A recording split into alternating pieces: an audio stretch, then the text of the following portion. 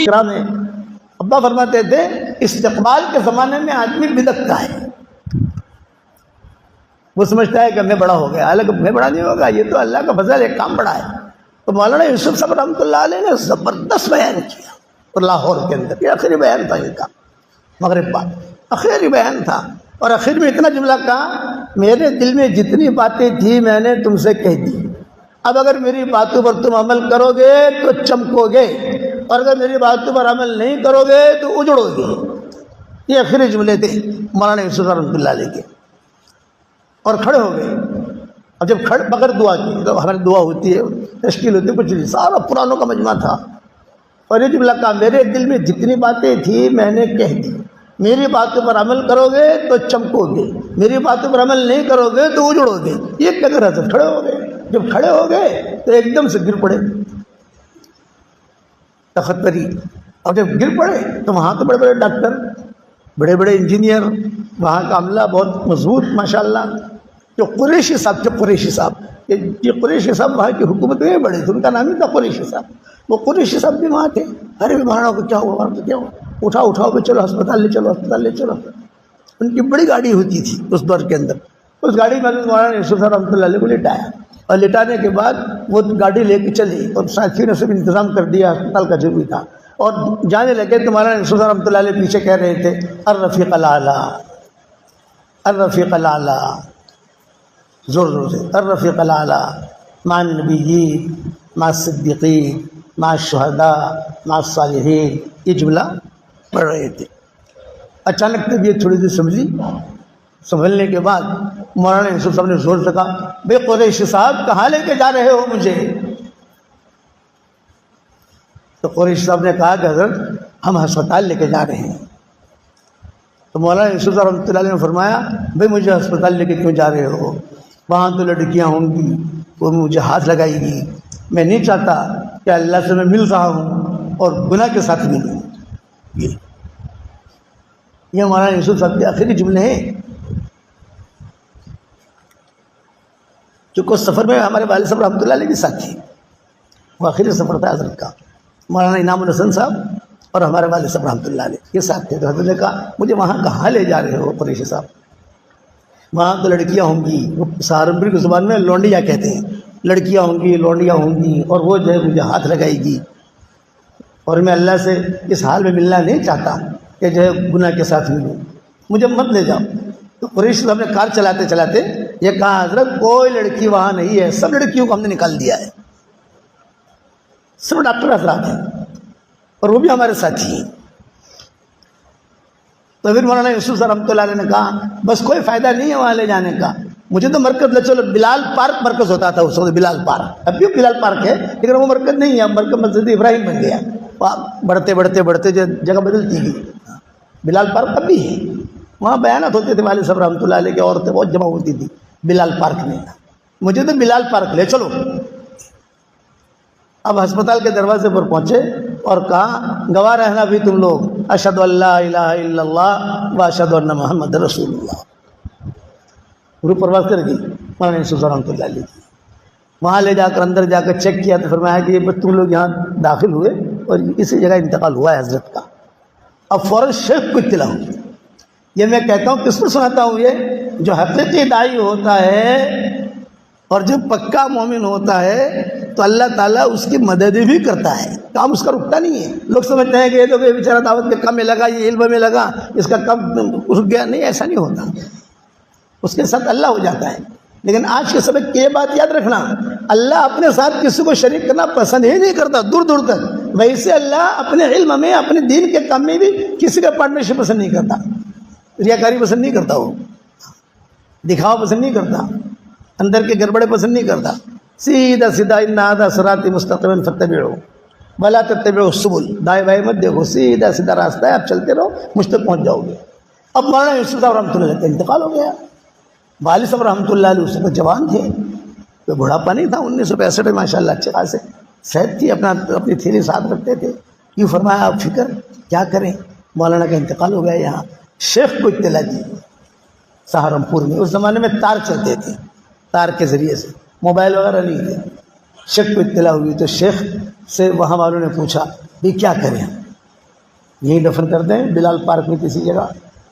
یہ نظام الدین بھیجیں۔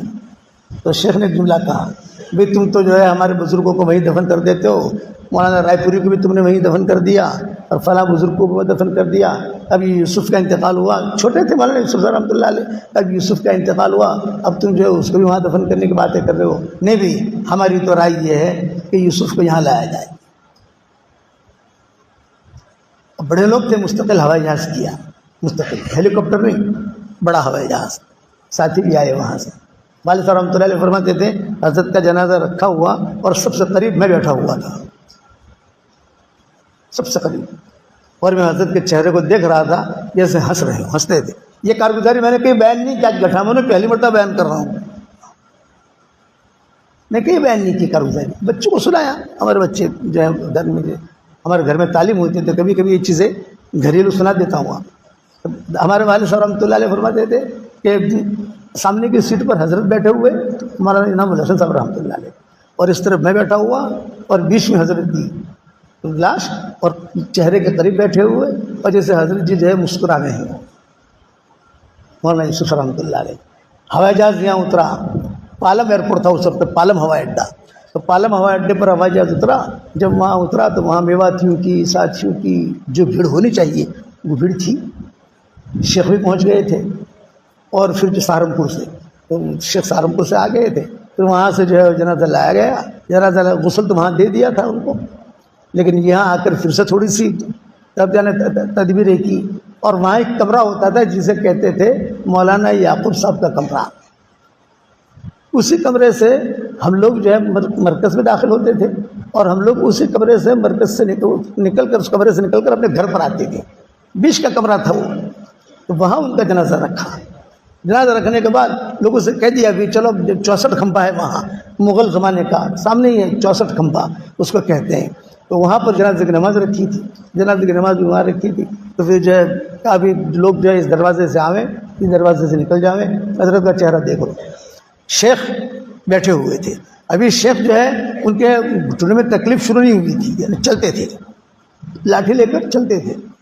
والد صاحب رحمۃ اللہ علیہ فرماتے تھے میں تو بہت تھکا ہوا تھا، میں تو کسی ساتھی کو کہا بھی میں تو اتنے دنوں سے راتوں سے جاگ رہا ہوں وہاں پاکستان میں، جو میں بہت تھکا ہوں، مجھے 1 گھنٹے کی نہیں، کسی کو کہا گجراتی میں، اے بھائی میں نے چا پی رہا ہے، میں نے 1 کلاک ہوا کروں، بس 1 کلاک۔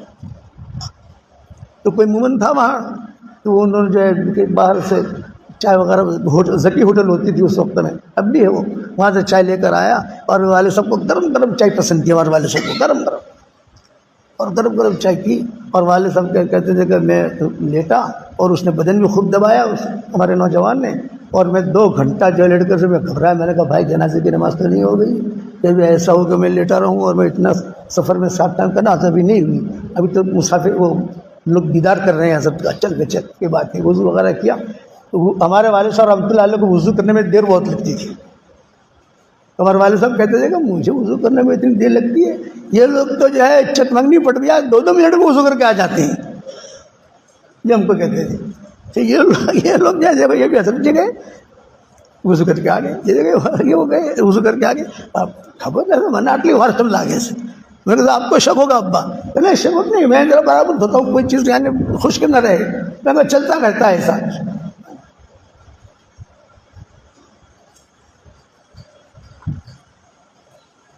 جب سب نے دیدار کر لیا تو عورتوں نے تذکرہ کیا شیخ سے کہ ہم بھی چہرہ دیکھنا چاہتی ہیں، چلو بھائی تم بھی آ جاؤ۔ آخر میں ان کی ماں آئی، مولانا یوسف رحمۃ اللہ علیہ، یہ آخر میں ہے، اور آخر میں آ کر جو ہے بس شیخ بیٹھے ہوئے تھے، اور سب کو جو نکال دیا، عورتوں کو، بچیوں کو، لڑکیاں وغیرہ جاؤ، اور ان کی ماں نے پیشانی پر ہاتھ رکھ کر ایک جملہ کہا، یوسف دین کے خاطر تو بھی بہت تھکا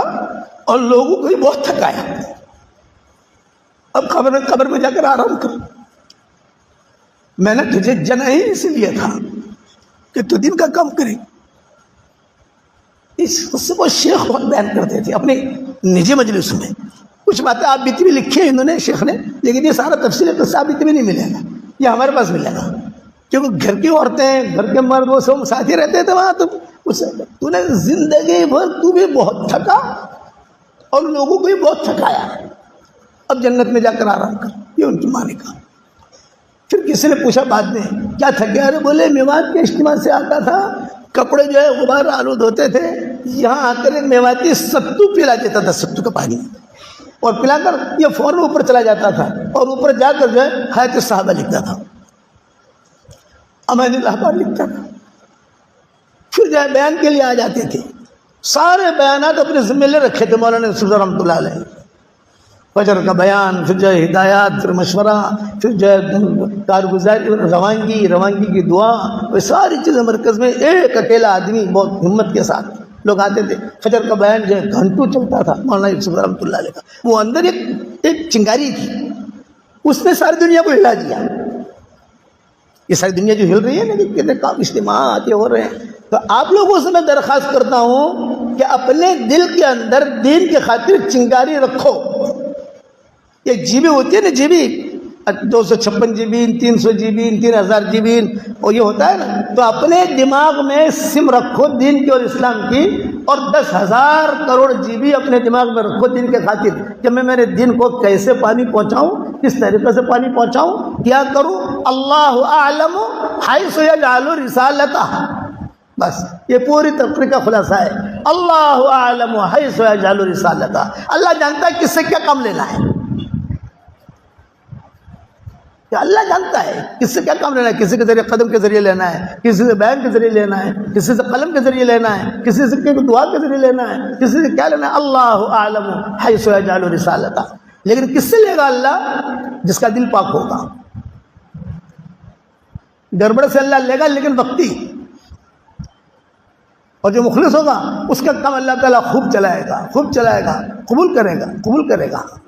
اور ہمارے سامنے بہت قصے ہیں، ایک قصہ نہیں، عربوں کے ادھر کے ادھر کو کوئی پہچانتا نہیں تھا۔ یہ عبدالرشید صوفی جس کی قرآن بہت مشہور ہے، یہ ہمارا ساتھی ہے، قطر کے امام ہے عبدالرشید صوفی۔ آپ یوٹیوب پہ جا کے عبدالرشید صوفی لکھو گے تو بہت اچھا قرآن پڑھتے ہیں۔ ہم کینیڈا میں ساتھ تھے